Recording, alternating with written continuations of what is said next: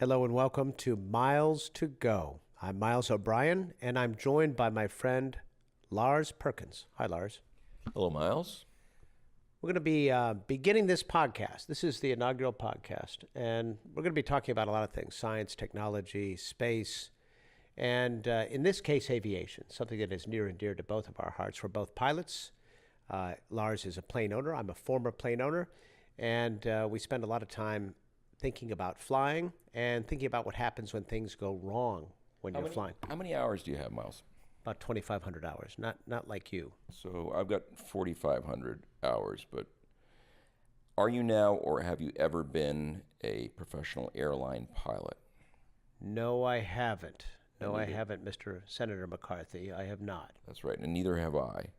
And so we're undoubtedly going to get some things wrong here because neither of us are air transport pilots in the sense that we have flown commercial aircraft for a living.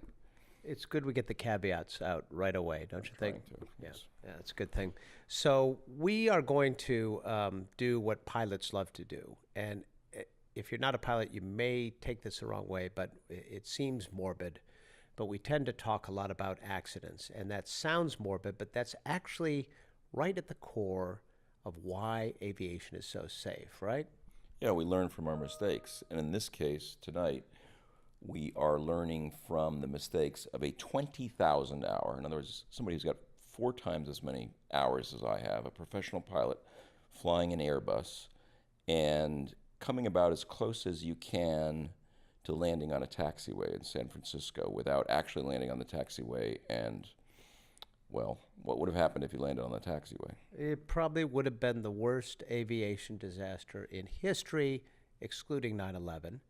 The worst being in 1977, 528 people killed when 2 747s collided in Tenerife in the Canary Islands. And the reason that so many people died in that accident was because there's 2 aircraft involved. And so a lot of times, accidents or incidents occur, it's 1 aircraft. But in Tenerife, there was 2 involved, a 747 and something else. So Two 747, Pan Am and KLM. So we had over 500 people die in that one. In this case, this incident, because it's not an accident, nobody was actually hurt or injured or killed, but there were actually a total of 5 aircraft involved. And there would have been, if they were all filled, there would have been 1,111 passengers on those 5 separate aircraft, 4 of which were on the taxiway waiting for takeoff at San Francisco Airport, and 1 was the Air Canada flight that was coming in for a landing. I shudder to think about this whole thing as we go through it. So let's back it up a little bit. We're talking about the night of July 7th, 2017. It's Airbus. They call them baby buses, the 320, a workhorse, kind of equivalent to the Boeing 737. It flies from Toronto to San Francisco International Airport, 135 passengers, 5 crew aboard, about a 5-hour and change flight. It was a late night flight. They landed just before midnight local time, which would have put it, of course, Toronto being Eastern time, equivalent to about 3 a.m. for the crew. So potentially some fatigue issues involved here. But let's walk through what happened. It was a beautiful night, albeit a dark night. I believe it was not a moonlit night, as far as I recall. Do we know that? I don't, but these nights do get dark. It happens almost every day.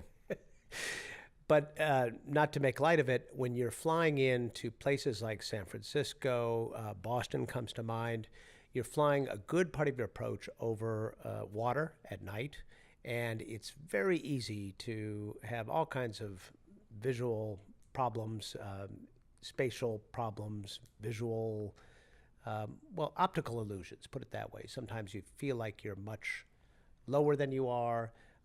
Night flight is a bit of a challenge, even when the weather is good, right? So it is, and there's a whole bunch of illusions that have to do with kind of the black hole effect, where you don't see any frame of reference for the lights that you're seeing on the ground, and your perception can be disoriented, or you can become disoriented, and your perception can be false. But in this case, the big issue was that they were flying an approach, which usually when we fly approach to a runway, we're going to fly the extended center line of the runway. So you're coming in straight towards the runway that you're going to land on. And ideally, for as long as you can make that happen, that's the safest, easiest way to do things. And I would say in a traditional sort of instrument approach, you're doing it for 3 or 4 miles. You're on final approach. You got everything stabilized, ready to go. This was a clear night, as you pointed out. But so they were able to use what's called, they're using a visual approach, which means that ultimately it's the pilot's or the crew's responsibility to identify the runway, land on the right runway, use whatever visual cues that the runway would have in terms of approach lighting systems and so forth. But the interesting thing is they were using an approach that's pretty much developed for noise abatement procedures to keep the aircraft away from kind of populated areas for as long as possible, which means that they were only turning on to the extended final approach course within, I think, about a mile, mile and a half of the runway, which is not a lot of time when you're moving at whatever the approach speed of an A320, and it's about, 140 knots, 130 knots maybe. Yeah, right about that. And so what that meant was that the approach was specifically designed to keep them over the water longer than they would normally and to keep them off the center line longer than normal. Now, there's another important thing to point out here. They were cleared to land on runway 28 right. Runways are basically shortened compass headings. That means they were heading 280 degrees or to the northwest. There's also a 28 left, a parallel runway that normally is in operation. On this night, it was closed down. So it was darkened. The runway lights were not on. It would typically have a big X at the point where the numbers on the runway are painted to inform a pilot that this is not an open runway. So this is part of what might have confused the crew a little bit. It strikes me that we sort of haven't delivered the punchline here, because this is an aircraft that was lined up to land at San Francisco Airport after a flight from YYZ Airport, Toronto. Rush fans will know Yankee Yankee Zulu, the identifier for the Toronto airport. And instead of lining up to land on the runway, they positioned themselves for a landing on the taxiway. And there were 4 aircraft waiting to take off. They're all positioned on the taxiway, ready to turn onto the runway when they got their turn in line and take off. And instead of landing to the left of that line of aircraft, or lining up to land to the left of that line of aircraft, they set up the approach so that they were perfectly set up to land on the taxiway, which, of course, if there's 800 or 900 people in aircraft that are sitting on the taxiway, you probably don't want to land there. Probably not a good idea. So I know from having flown with you that your standard operating procedure is the same as mine. Even when you get cleared for a visual approach, you will tune the instruments in the aircraft to give you the center line of the runway, the extended center line of the runway, by dialing in an approach that you would get in bad weather, an instrument approach. It's not mandatory, but it's good practice, particularly at night. Now, in this case, it's a little different. They were flying an unusual kind of an approach that pilots like us don't normally fly, right? Yeah, it's called the FMS visual. FMS stands for Flight Management System, which means that the waypoints that define the approach are programmed into the flight management system and delivered to the pilot in terms of guidance, essentially till they're about a mile and a half out, in which case there's just a turn on to the final approach, and by virtue of having identified that that's the runway, then they proceed to land using visual cues. The taxiway is displaced by the runway. So you've got to imagine, as you said, the 28 and 28 right is the magnetic heading. So it's almost due west. And you've got 28 left, 28 right, which are 2 runways separated by about 750 feet. And then to the right of 28 right, you've got taxiway Charlie, with about 500 feet to the right. So you've got these 3 separate kind of, they look like runways, but of course only 2 of them were runways. And they're all parallel. And on this night, 28 left was closed. So a pilot who had certainly one with 20,000 hours, and by the way, his first officer or co-pilot, if you prefer, had 10,000 hours, extremely seasoned crew, would have been anticipating, having flown into SFO many times, to see 2 brightly lit runways. And so this is part of the beginning of the trap. You know, in aviation, we'd like to talk about the layers of Swiss cheese. All the holes in Swiss cheese, when you buy a pack of Swiss cheese, occasionally they will line up and you'll see all the way through the holes. This is one of the reasons that pilots just don't like eating cheese, by the way. It's just like, stay away from Swiss. And one of the first things you learn in flight school is you want to go cheddar, I think, generally. But I thought that had something to do with gas at altitude, no? for me, it's always been cheddar. I just don't like those holes. So anyway, so basically they were anticipating seeing two, even though that was clearly labeled on the NOTAMs, which are what are called the Notice to Airmen, which would have been part of their briefing and would have been part of the recorded information that would have been spit out on the radio, called the ATIS, or Terminal Information Service. Yeah, which is just like a recorded message which goes in a loop and explains what's going on at the airport, including that 28 left is closed. Nevertheless, if you're after a 5-hour flight, which was delayed a little bit toward the end of your duty day, you've had a lot of experience, you expect to see something and you don't. And this is a key thing to point out. What you expect to see is oftentimes what your mind sees when it's wrong. Absolutely. And so you have this, you enter the realm of like confirmation bias. You're so convinced that what you're looking at is two runways, that the one on the right has got to be 28 right. And you're just, the human psyche, being what it is, tends to reject information that refutes that hypothesis and then accept information that reinforces your belief. So it's a pretty common trap that we fall into when we have certain beliefs, and especially as pilots. But if we back up to your earlier question about, well, aren't there electronics or aren't there course guidance that would be provided to prevent people from making this mistake? I.e., when you mentioned that when we fly, we would, by course of habit or by procedure, good procedure, we'd always tune in the appropriate navigational signals so as to give us guidance to the final approach course.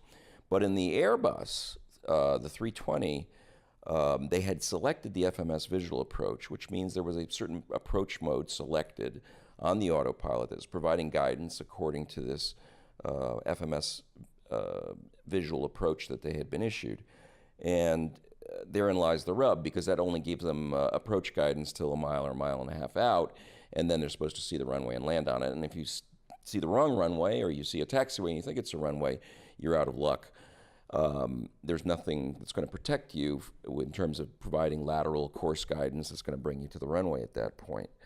And that's actually a little bit different than it would be for you or me flying in the kind of aircraft that we fly in, because we have more sort of manual control about what data we're seeing.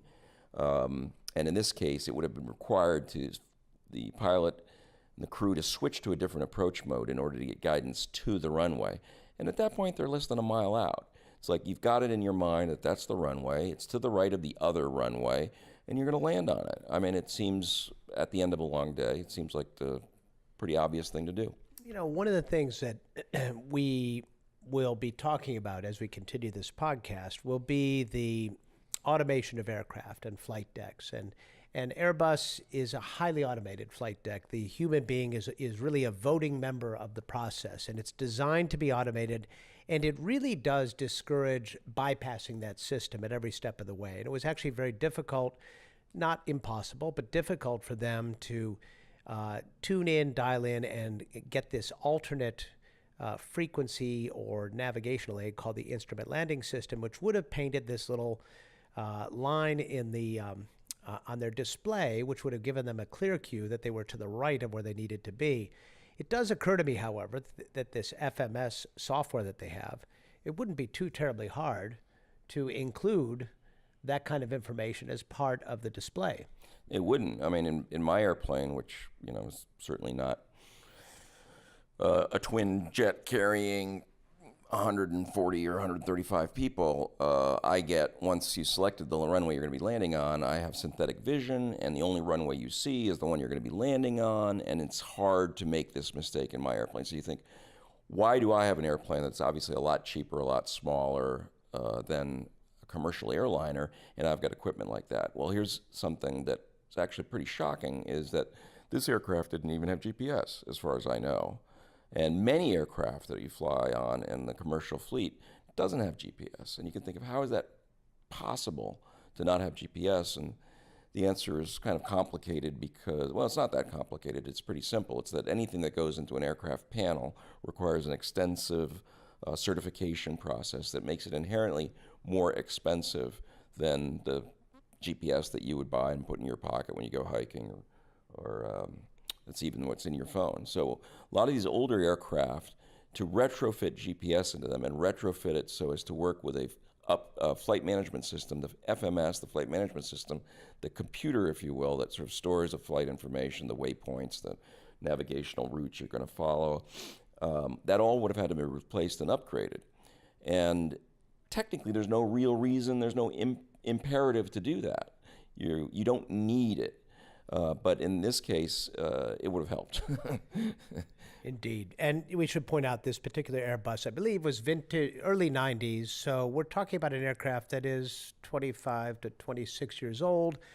And those numbers really don't mean a lot in the world of aviation because of the rigorous maintenance schedules that these aircraft go under. But it is, when you're talking about that kind of a retrofit, even as part of what they call a C-check, which is the big maintenance, which comes as part of the process, an airline might be inclined not to do that for this particular aircraft. Wait till they buy the new one and have the GPS in it. It is, after all, a business, and it's not unsafe at all to fly this way. It's just a little bit surprising for people who have greater GPS technology in their car, or for that matter, on their wrist these days than most airliners have. So they line up for this approach. Yeah, let's for go into Taxiway C. Yeah, Right? yeah. Let's go into the sequence of what happened. So they're cleared for the FMS visual approach. They're obviously loading that into the FMS, the computer. They're flying this approach, which gives them guidance to about a mile and a half out. They turn to the right, or they presumably have been watching the airport. It's a nice night. They can see the lights of the runways, or what they thought were the runways, and then they turn onto final approach, not realizing that they were actually now not on final approach for 28 right, but they are on final approach to Taxiway Charlie, where these 4 aircraft were. And in fact, they knew something was wrong, right? Well, there's a couple things people should know, that the lights around taxiways are blue. The lights around runways are white. That should be no problem to differentiate. And also, runway lights generally, also by virtue of the fact that they're white versus blue, are much brighter. And there's also a lot of lights at the end of these runways. It lights up like a Christmas tree to help guide aircraft to them. So a taxiway doesn't have all that stuff. However, this taxiway had something that might have seeded a little more confusion, which is centerline lights, which are green. And this is designed to keep pilots where they should be on taxiways. I think we've talked about this many times. One of the hardest things we do as pilots is taxi at night at busy airports, complicated airports. It's not an easy thing to do, actually. It's not. I think it's one of the more complicated parts of navigating in a small aircraft. In any side aircraft is just trying to figure out the maze once you're on the ground. You don't have the perspective, the nice perspective you have when you're at 100 or 1,000 feet. You can see the big picture. It's harder to see when you get on the ground. So there are these guys. They're lined up on Taxiway Charlie, and they ask the controller, we see some lights on the runway. Can you confirm that we're clear to land? And I think the controllers came back and said, yep, nobody else on the runway, you're clear to land. So imagine for a moment the 4 aircraft that are sitting on Taxiway Charlie. The one at the closest, the next one in line for departure, a 787 United. He would have been turned a little bit toward the runway, so they would have been looking out their left window at this approach. 3 other aircraft behind them. Right behind them was a Philippines Airlines Airbus 340. Behind them was another 787, I believe it was United. And then finally, behind it was a 737. They would have all been staring at the landing lights coming straight at them. Imagine that for just a moment, what that would have been like. Yeah, you're sitting on the ground, and you hear this guy, Air Canada 759, say, Tower, just want to confirm this is Air Canada 759. We see lights on the runway there, across the runway. Can you confirm that we're cleared to land? And the tower controller comes back and says, "Conferred clear to land, runway 28 right. There's no one on 28 right but you." And that was true. There was nobody on 28 right that was blocking anyone who wanted to land on 28 right. The problem, of course, was they weren't lined up for 28 right. So then 8 seconds later, the first aircraft that's in line, the one that you mentioned, that's sort of angled maybe about 45 degrees, the captain would have been looking out the left window, would see this aircraft with its lights blazing and coming right towards him. And so that captain of United Flight 1 said, "Hey, where's this guy going? He's on the taxiway." And about 4 seconds later, the tower controller said, "Air Canada, go around." Go around means don't land, go around power, start climbing. We're going to circle you around for another try. So it's what happened in those 4 seconds that is really what makes this scenario just so scary. It would be really nice to know what happened exactly on that flight deck, but unfortunately the cockpit voice recorder was recorded over because while this was an incident, at the time of after they went around and landed safely, parked at the gate, they left the aircraft and did not, as per procedure, pull the breaker on the cockpit voice recorder, which meant it continued doing its service as a voice recorder. I don't know the duration of the loop on this particular cockpit voice recorders. The new ones can go up to 20 plus hours, but older ones have much shorter time spans. And in this case, whatever conversations occurred between the captain and the first officer, especially during that 4 second period, which would be nice to hear, are lost forever. Right. Well, usually the cockpit voice recorder, of course, would stop recording upon shutdown. But what needs to happen, I don't know specifically the Air Canada operating procedure, but what needs to happen and what I believe ought to have happened is that on shutdown, they would have pulled the breaker for the CVR, the cockpit voice recorder, and then they would have flagged it for replacement by maintenance department so that a new fresh recorder would have been put in there so that the original recorder would be preserved with all of its, recordings. That didn't happen. And as a result... we don't know why that didn't happen. This is not in the realm of accusation. You can imagine how shaken up this crew might have been, having nearly experienced this. Truly would have been an aviation cataclysm, about 4 seconds away from that. But it's funny if you listen to the audio that there's no sort of hysterical response by the controller going, "No, you're about to land on a taxiway." It was a very matter of fact, Air Canada, go around. "Hey, Air Canada, looks like you were lined up for Charlie there, fly heading 280, climb and maintain 3000. So it's pretty much business as usual, believe it or not, in terms of the tone of everybody that was involved. And there is a way to experience that, believe it or not, that makes it seem like, oh, we're going to go around, we're going to land, and no big deal. No blood, no foul. Things. But let's sort of worked out. No blood, no foul. Let's do a little bit of mathematics. At its nadir, which actually occurred in between two clusters of planes. There was like two planes together. There was a little gap. There were two others. It's the aircraft altitude above the surface of the runway was, I believe, what was it? 81 feet, I believe. That sounds right. So 81 feet. We did a little bit of back of the envelope mathematics. The tail height of a 787, which would have been the tallest thing in that area, is on the order of 55 feet or in that neighborhood. And the other thing to consider is that the altitude of the aircraft would be from the belly of the aircraft or thereabouts, and you have to add about 10 feet or so for the extended landing gear. All that, we figure, puts a space of about 15 feet between the top of a 787 tail and the bottom of the main landing gear, in theory. So to say this is a close call is a bit of an understatement, really. It really is. Although I did a little research, and the radar altimeter. Now, a radar altimeter is bounces a radar signal to the ground and sort of gives you your instantaneous height at that moment above ground by measuring the time that it takes for the radar pulse to go from the belly of the aircraft to the ground, bounce back up. You measure that, how much time that is, divide it up by 2, use the speed of light, blah, blah, blah. You go, okay, we're 43 feet above ground.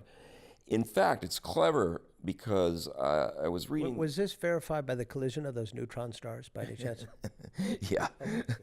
Yeah, LIGO picked this whole thing up. And, but what I realized when I did a little research on this is that the radar altimeter is actually clever enough that it does a calibration check when it's on the, prior to, when it's just on the runway, not on the runway, but when it's on the taxiway as part of the startup sequence, it measures how far the antenna is above the tarmac and then says, okay, I'm going to adjust the altitude I report by that much so that I'm always telling you how far your landing gear is. So, it may not have been 15 feet miles. It might have been 25 feet, which of course would make this kind of a non-event. Yeah. So one other thing to throw in the mix here. So we've got a fatigue crew. We don't know that fatigue was a factor, but it was late and it was a long flight. It was a dark, albeit not stormy night. We have the runway that was out. I'm just stacking up the Swiss cheese, or in your case, the cheddar with holes. And here's the other factor that comes into play. San Francisco International Airport, very busy, Pacific hub, particularly for United, of course. And even at that hour, a busy place because of the flights headed out across the big pond, had only one controller in the tower. I think that would surprise a lot of people. Yeah, there were 2 on duty, but only 1 was active at that moment. I honestly don't know what the other guy was doing, but these things happen. Obviously, there's different reasons that you might temporarily go offline to do something else. But there was really only one controller that was in charge of this, and he's got a lot of responsibility, he or she, in this case it was a he, but they've got a lot of responsibility not just for clearing aircraft to land and monitoring what's happening on the ground, but also coordinating with the departure facilities. So at the time that this was happening, he was actually on the phone, I believe, to the departure, on the phone literally to the departure facility, coordinating the next departure or some other, facts around the traffic in the area at the time.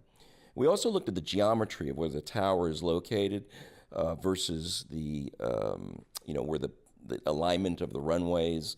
And the angles aren't particularly conducive to seeing and discriminating whether somebody's lined up for the runway versus the taxiway, which again is 500 feet laterally displaced. It's 500 feet to the right. So it's not a huge surprise that the tower controller, even in daylight conditions, may not realize that the aircraft is lined up for the taxiway instead of the runway. So there's a lot of factor here in terms of the tower controller's involvement, in that there was only one of them. He's on the phone. The geometry isn't really great for seeing that somebody's lined up. And so when he gets the call from the United flight that was waiting for takeoff, and says, United Flight 1, right there, 787. And he gets the call. It says, hey, where's this guy going? He's on the taxiway.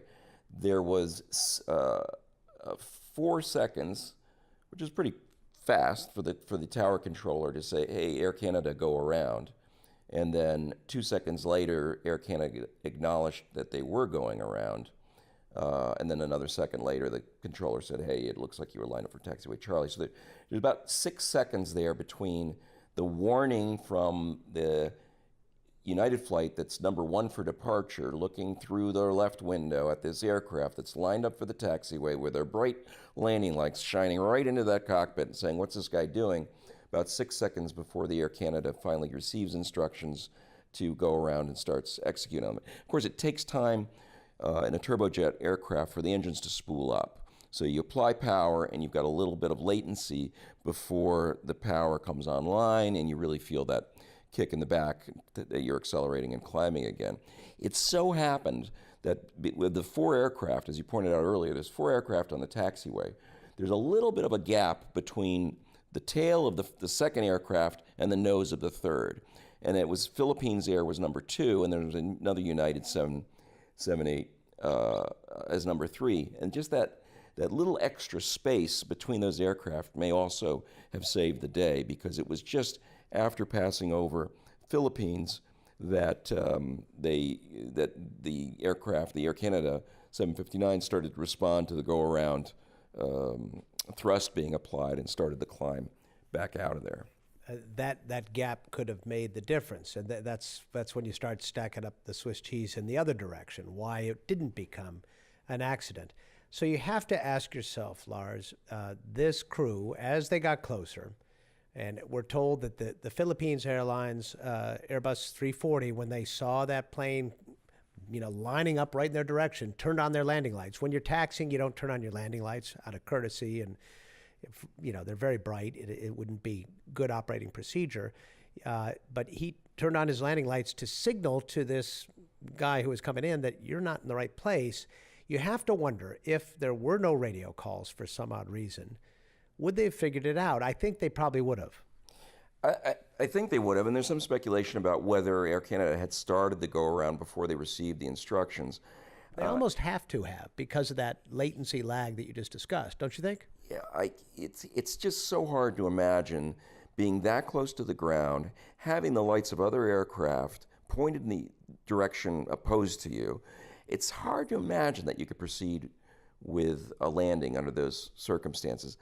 And yet they came awfully, awfully close to going ahead and executing this landing or clipping the tail of one of these aircraft, which in and of itself would have been disastrous.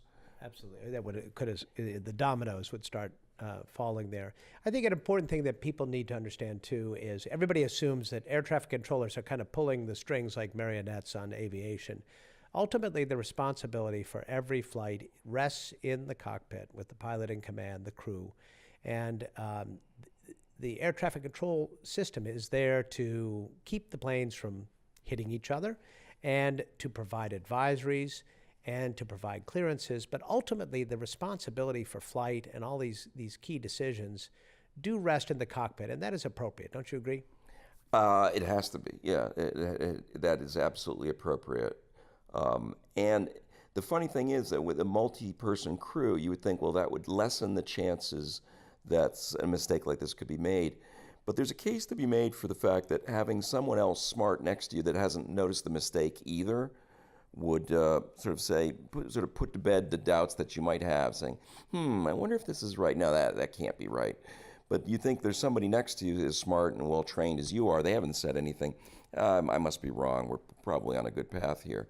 So you do get locked into this mindset. Now, as a result of an accident that occurred, then we think we're going to talk about on another podcast. In fact, Tenerife was kind of a landmark in this regard. There's this whole philosophy of what's called crew resource management. It used to be called Cockpit Resource Management, CRM, but now it's been expanded to include all of the crew that's on the aircraft.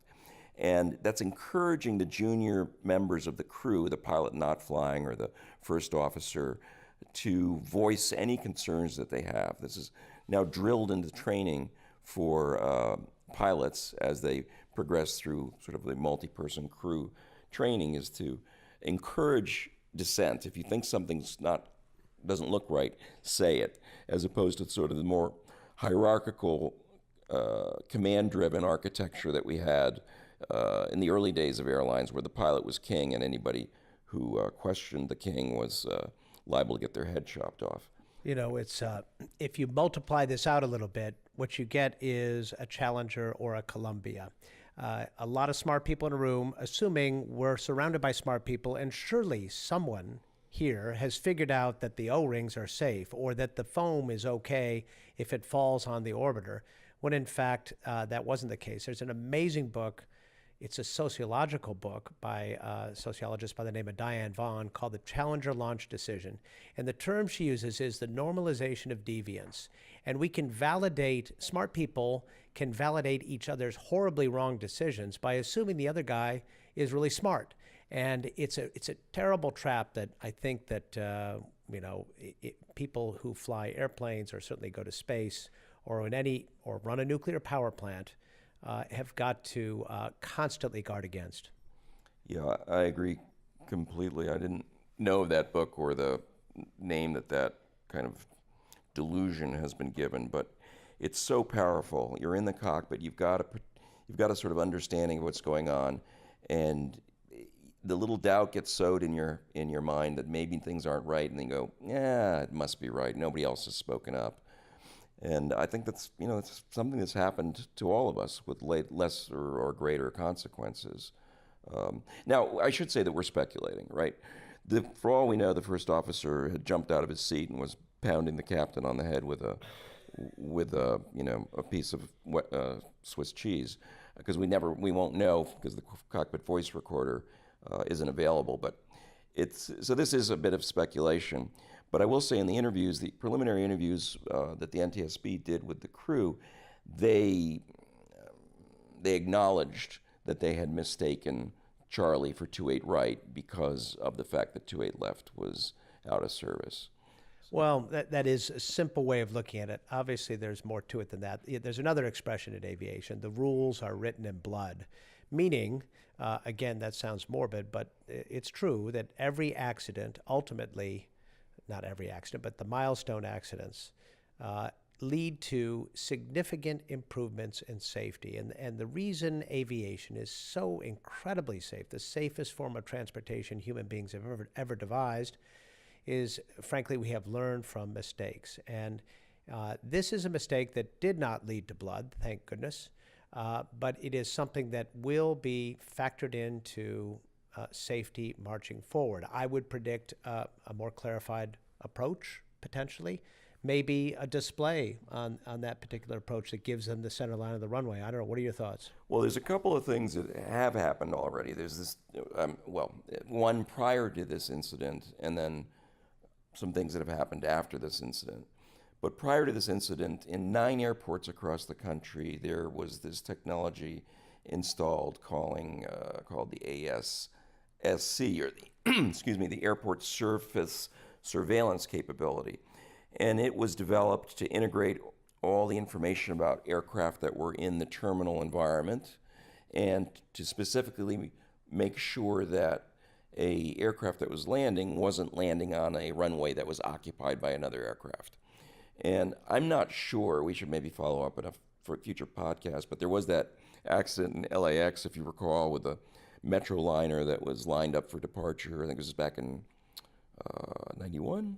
That's about right, yeah. Yeah, and then the 737 came and was cleared to land, basically landed on top of the Metroliner, and I think about 40 people were killed in that accident. So one can imagine that emerging from that, somebody would say we have to have technology to make sure that when somebody's cleared to land, that we know if there's somebody still on the runway.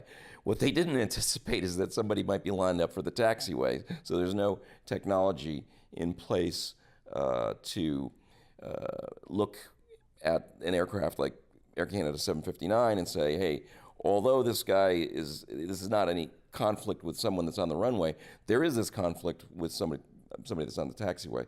I think the FAA, so what happened in this case at San Francisco is the ASSC, the Airport Surface Surveillance Capability, actually lost the telemetry from 759, Air Canada 759, for about 12 seconds right during this critical period. Interestingly, the FAA had, I believe, sort of acknowledged that this was an area that needed to be improved, and these 9 systems that are installed at high-capacity airports across the country were in the process of being upgraded to include kind of a broader field of view that might ultimately help prevent this kind of accident. Well, it's not an unprecedented scenario. I remember in, I believe, 2006, at that time, Continental Airlines airliner landed on a taxiway at Newark Airport, similar situation, parallel taxiway. So maybe this is a problem in the works that hasn't been addressed over the years, and maybe now, as you recognize there, this system will be improved, and maybe there'll be a little more attention to this. That's all we can hope for, is that out of this near calamity, we end up with a safer system. Yeah, it has happened. It's happened in Gatwick. It was LaGuardia was the accident, or not the No, accident? there was Newark. It's actually Newark, yeah. And then there was a notorious taxiway up in Seattle that has been mistaken for a runway several times. I think they've had 2 or 3 landings on that taxiway. So it happens. I think it happened to Harrison Ford. Yeah, it happened to Harrison Ford. Yeah, tell us about that one. Well, he's flying his Husky and found himself, I believe it was in Orange County. John St. Wayne. John Wayne Airport, and just went in, flew right over an airliner, and landed on the taxiway. And he's somebody I know, and I know to be an excellent pilot. We all make mistakes, and fortunately, in this case, nobody was hurt. But it's aviation is unforgiving of the slightest omission or ignorance of detail. And when you miss a detail, you can end up in deep trouble very quickly. Yeah, and the other thing that the FAA has done in the wake of this incident was they said no night visuals to San Francisco, sort of pending immediately. And we were joking about like no night visuals to San Francisco after a long day coming in from Toronto. It seemed very narrow in terms When of the runway's closed. Yeah, when the runway's closed. It seemed like a very On narrow. a moonless dark night. It seemed like a very narrow kind of like stopgap Band-Aid to say, let's make sure this doesn't happen again. But hopefully the solutions in longer term will involve some kinds of technology to ensure that this is sort of backstopped when pilots and crew make human errors. And I think as long as humans are humans, there will be human error. I think maybe the surprising thing to folks that aren't familiar with aviation day to day is that there is so much responsibility in the hands of the crew to actually see and land visually. It's not an auto land kind of situation. They have to take control of the aircraft manually, get it down to the right altitude, line up on the right runway and land. And then I think a remarkable thing that I really wasn't clear to me before this was just how many commercial airliners don't have GPS, which could provide the kind of visual cues on a synthetic vision system, for example, like I have in my relatively low-end aircraft. This technology exists now. You can even get it on an iPad. But that technology, which gives you positional awareness along with a graphical depiction of the runway, would make it almost impossible if you're paying attention to line up on something other than the runway. So the fact that that doesn't exist in commercial airliners right now is kind of a surprise. And really, we've sugarcoated it a little bit. The short answer is money. It's expensive to put these systems on and retrofit them on older aircraft. Synthetic vision is a, relatively speaking, new technology, but it is not that it is that expensive. But again, getting it certified and in cockpits, while it would provide a great increase in safety, in my view, the bottom line is, in fact, the bottom line in the world of aviation. You know what they say, you know what makes an aircraft fly, right? It's money. It's money. It has nothing to do with aerodynamics, right? So, all right, well, let's do this again sometime, shall we? Yeah, I mean, just to kind of summarize this, so you've got a commercial airliner coming in cleared for a visual approach, meaning they're going to land using their eyes as opposed to any navigation equipment on the ground. A highly automated aircraft, by the way. Highly automated aircraft. They line up accidentally for the wrong runway. They realize that something doesn't look right. They Not ask a runway, for a taxiway. Yeah, I'm sorry, you're right. They line up at the taxiway. They realize something doesn't look right. They ask the controller. Controller says everything's fine. And it's just a fact, and I think back to that United flight at the end, angled in 45 degrees, looking out the left window. When you're preparing for takeoff, there's oftentimes myriad little details that you're making sure are exactly right. You're getting ready to take off. You're not always gazing out the window. And a few seconds, as we pointed out, there's sort of 6 critical seconds here. A few more seconds, who knows, maybe even 1 more second, 2 more seconds, without that United Airlines captain saying, what's that guy doing? And this could have had a very, very different outcome. Well, we're glad we're not talking about that. This is Miles to Go, and it's time for us to go. I'm Miles O'Brien with Lars Perkins, and we hope you'll join us next time.